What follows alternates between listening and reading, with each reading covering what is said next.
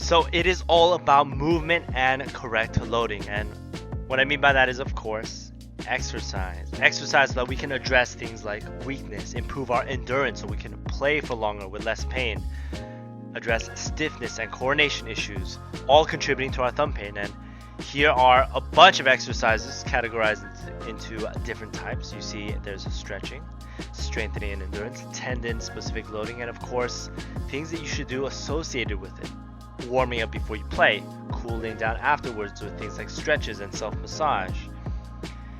And among all of these, endurance exercises should be the focus, as it's the primary impairment that's the most common that leads to a Falcon Thumb.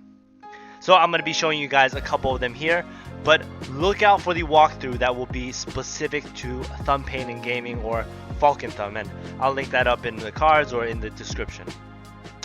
So to start, we're going to be going over the thumb flexion stretch. That's me over here about to show you guys. And basically what you're doing is you're stretching the specific tendons that are irritated. You're allowing the muscles to relax, and you want to hold each one for about 15 to 20 seconds and do that about 3 to 4 times throughout the day. Ideally, it's after when you play the game, or you can do it after your muscles are warmed up, maybe after breakfast time. Second, you can do strengthening and endurance for those same muscles, because that will help you increase your endurance. And in terms of overall repetitions, you want to hit high numbers because that allows us to build endurance. So this is an exercise you can do with a rubber band, moving in the direction of extension so that you can build up the endurance for those muscles. So I would do this either in the morning before you sleep, or at a time aside from when you're going to play so you don't fatigue out your muscles. Again, you guys can look out for that walkthrough so you guys can know exactly how many to do and when, all in that one video. Next up, we have a tendon specific exercise, and in this exercise you'll see that my thumb really isn't moving, and it's called an isometric thumb extension exercise. And basically it means the tendon is not changing in length and you're still providing resistance through the TheraBand, or through the rubber band. So you're going to be holding it each repetition for about 5 seconds or so, and you can perform this over 10 repetitions. And this has actually been shown as a great way to address pain temporarily, this type of exercise. Here's another form of isometric extension that you guys can do. If you guys don't have a rubber band, you can use your own hand on the other side. You're still moving in the direction of extension, so make sure that you are pressing it here, or make sure you are resisting yourself in that way. And again, 10 reps for 5 seconds each. Next up, we have warm-ups, and the easiest warm-up that you guys can do is something called a thumb circle, and it's pretty self-explanatory, but you can do 10 to 15 of these before you guys play, in addition to maybe gentle stretching of the exercises I showed you guys earlier. So pretty simple. As you guys can see, there are some exercises that target the muscles at the elbow or the shoulder, and it's important to target those because they can contribute to early fatigue of the thumb muscles due to some interconnectivity of the muscles. They're called fascial slings for the nerds that may be interested.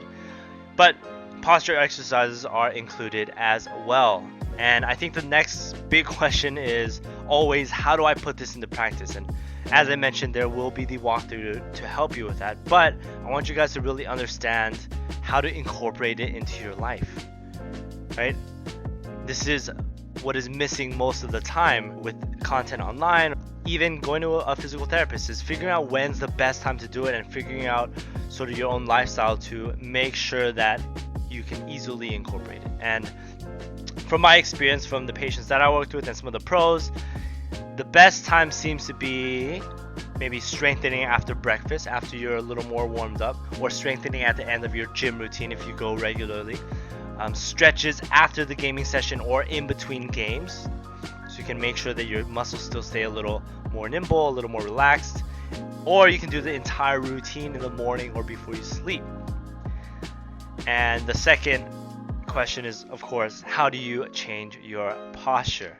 Right? Because as I mentioned earlier, better posture leads to more optimal position for our muscles and our tendons, and that allows us to play for longer with less pain. They don't fatigue as easily in these optimal positions. The question is always about how do I actually change it, because you're used to sitting in a really slouched position for long periods of time, right? You're always used to that. So I want to let you guys know that you should always create rules for yourself, and that means, hey, maybe every time you die, you just pay attention a little bit to your posture, to the rules that I mentioned earlier, with the chest up, chin tuck, shoulders back, feet supported on the ground. Just a little rule can go a long way into actually changing your habit or changing your motor patterns. And in the research, it actually has been shown that if you dedicate about 40 minutes a day to changing a pattern, you can change it in 5 days. And that's not very realistic for most people, but what's more realistic is, hey, maybe 5 to 10 minutes each day, and over the 2 to 3 week period, that will improve. So you can also use things like posture timers. You can set an alarm on your clock or on your iPhone or smartphone, and every time it rings, you sit up, or again, use those same posture cues that I showed you guys earlier. And lastly, just understand that it takes time. As I said, it'll take about 2 to 3 weeks if you're very, very consistent with changing it.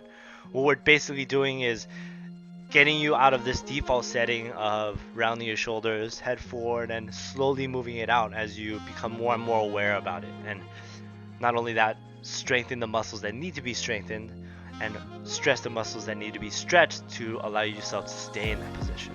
All right. So that's summing it all up with exercise. That means going over it.